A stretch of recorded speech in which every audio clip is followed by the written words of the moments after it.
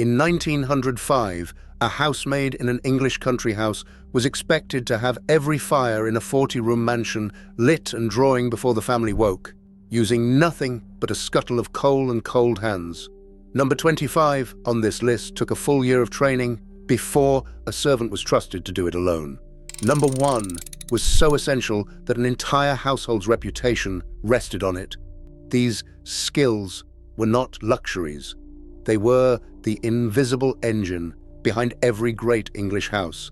Before we begin, hit subscribe, because nothing you own today runs half as smoothly as these households once did. Number 25, black-leading the kitchen range.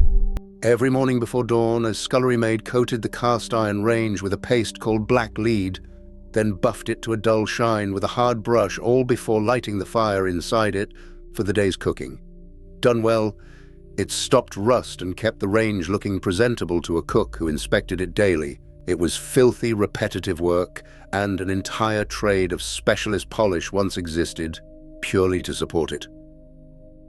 Number 24. Laying and tending fires in every room. A great house could have 20 or more fireplaces, and each one needed to be cleared of yesterday's ash, laid fresh, and lit before the family stirred, all without waking anyone. Housemaids learned to move silently between rooms with a hod of coal, judging exactly how much fuel each room needed for the day ahead. Central heating erased this skill within a single generation. Number 23, making starch from scratch. Shop-bought starch was considered inferior, so laundry maids boiled powdered starch with water into a thin paste, then dipped collars, cuffs and caps into it before ironing, judging the correct stiffness entirely by feel and experience. Too little starch and a collar wilted by lunch. Too much and it cracked. Getting it right took months of practice under a senior laundry maid's eye. Number 22, ironing with flat irons heated on the range.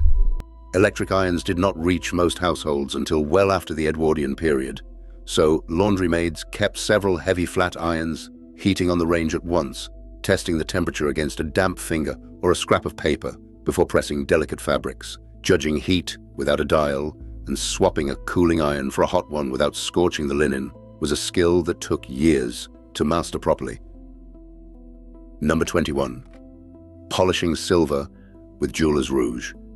The family silver was cleaned with a fine red powder called rouge, mixed into a paste, and worked into every groove of a candlestick or teapot with a soft cloth, then buffed until it threw a mirror-clean reflection. A footman could spend an entire morning on a single elaborate épergne, and the polish itself had to be reapplied to a servant's cloths daily to keep working properly. Number 20, mixing brass polish from raw ingredients. Door handles, stair rods, and fire irons throughout a great house were all brass, and servants often made their own polish from vinegar, salt, and flour rather than buying it, since a large house needed the paste by the bucketful. The mixture had to be worked in thoroughly and buffed off completely, or it left a dull haze that a housekeeper would notice instantly on her morning inspection. First pattern break. Everything so far has kept the house itself gleaming.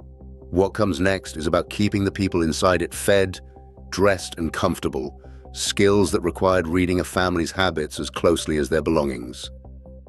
Number 19, trimming and filling oil lamps. Before electric lighting reached most country houses, a servant known as the lamp boy or lamp man cleaned the glass chimneys, trimmed the wicks to an exact even edge, and refilled the oil reservoirs of every lamp in the house daily. A poorly trimmed wick smoked and blackened the ceiling within hours, so the trimming itself was judged down to the millimeter by an experienced eye. Number 18, carrying hot water for baths. With no plumbed hot water reaching upper floors in most houses, footmen and housemaids carried heavy cans of water heated on the kitchen range up several flights of stairs, timed precisely so a bath was ready the moment it was wanted and not a minute before it went cold. A large house could require this journey dozens of times a day. Number 17. Laying a full, formal dinner table. A formal Edwardian dinner could run to 8 or more courses, and each one demanded its own set of cutlery, glassware, and plate, laid out in a strict, unchanging order that a footman had to know by heart. A single piece of cutlery out of place was considered a visible failure, and new footmen practiced the layout for weeks before being allowed near a real dinner party. Number 16. Serving formally from the left. Every dish at a formal dinner was presented to a diner's left side, so their right hand stayed free to serve themselves, while plates were cleared from the right, a rule so deeply drilled into footmen that it became pure muscle memory. Getting it backwards in front of guests was the kind of mistake that could cost a servant their position. Number 15. Dressing a lady's hair. A lady's maid heated curling tongs directly in a fire or over a spirit lamp, judged their temperature purely by holding them near her own cheek, and styled elaborate hair without scorching a single strand or the dress beneath it. She also had to know every current fashion well enough to advise her mistress, since a poorly dressed head reflected on the whole household.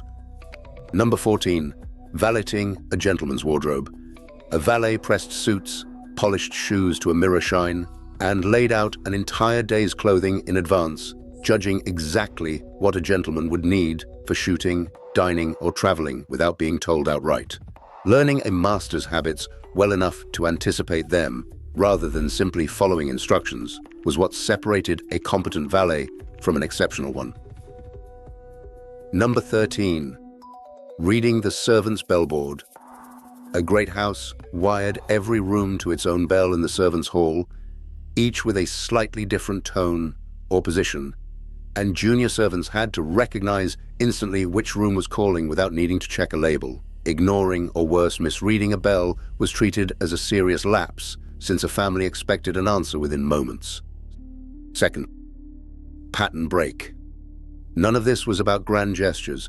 It was about knowing a household so intimately that its rhythms became second nature, the kind of quiet competence that modern homes, run largely by machines, never needed to develop. Number 12. Operating a box mangle. Laundry maids fed sheets and linens through a hand-cranked mangle to wring out water before hanging them.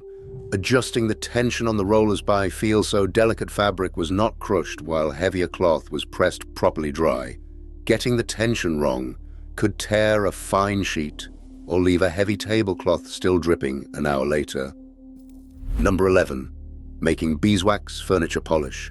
Rather than buying polish, many households melted raw beeswax with turpentine into a paste that servants worked into wood by hand, then buffed for a genuine shine rather than a temporary gloss. The correct ratio of wax to turpentine, and the patience to buff properly, was knowledge passed down from one housemaid to the next, rather than written anywhere. Number 10. Cleaning windows with vinegar and newspaper. Glass was cleaned with diluted vinegar and polished dry with crumpled newspaper rather than a cloth, since the newsprint left no lint and produced a streak-free finish that servants judged by holding the pane up against the daylight. It cost almost nothing and worked better than most modern products, though almost nobody remembers why newspaper was the tool of choice. Number 9. Beating carpets by hand. Once or twice a year, every carpet in the house was carried outside, hung over a line, and beaten with a cane beater until no more dust rose from it. A task that required real physical stamina and a good sense of when a carpet was actually clean rather than simply tired. Vacuum cleaners, once they arrived, made the entire skill unnecessary within a decade. Number 8. Preserving fruit in the still room. A still room maid turned the garden's surplus fruit into jams, cordials, and bottled preserves using recipes measured by eye and experience rather than a written formula. Since sugar ratios and boiling times varied with each year's harvest, a well-stocked still room could carry a household through an entire winter without buying preserved food at all. Number 7. Mending and darning household linens. Sheets, tablecloths, and servants' own uniforms were mended rather than replaced, and a skilled needlewoman could reweave a hole in fine linen so invisibly that it was impossible to find again without knowing exactly where to look. This kept household textiles in service for decades rather than years. Third, pattern break. The final skills on this list were not really tasks at all.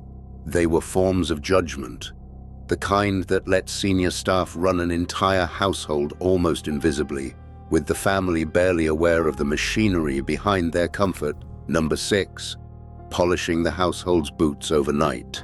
Every pair of boots and shoes in the house was collected each evening, cleaned of the day's mud and polished to a deep shine by morning, usually by the most junior male servant in the house. Getting a genuine shine from hard wax polish rather than a quick smear took real technique and a fair amount of elbow grease. Number 5, decanting and serving wine correctly.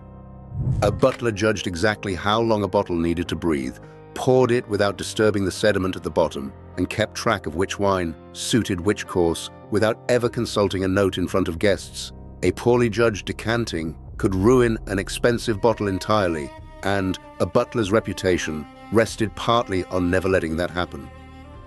Number 4, sweeping and clearing every grate daily. Beyond simply lighting fires, servants had to clear the previous day's ash completely and check each chimney was drawing properly, since a blocked flue could fill a room with smoke in minutes. Chimney fires were a genuine danger in Edwardian houses, and this daily inspection, done quickly and without fuss, quietly prevented most of them. Number 3, writing formal menus, often in French. A cook or housekeeper had to compose a full dinner menu that balanced courses correctly, avoided repeating ingredients, and was often written out in French, the accepted language of fine dining at the time, even in households where nobody below stairs actually spoke it fluently. Getting the terminology wrong in front of guests reflected poorly on the whole house. Number 2, managing the household's keys and accounts.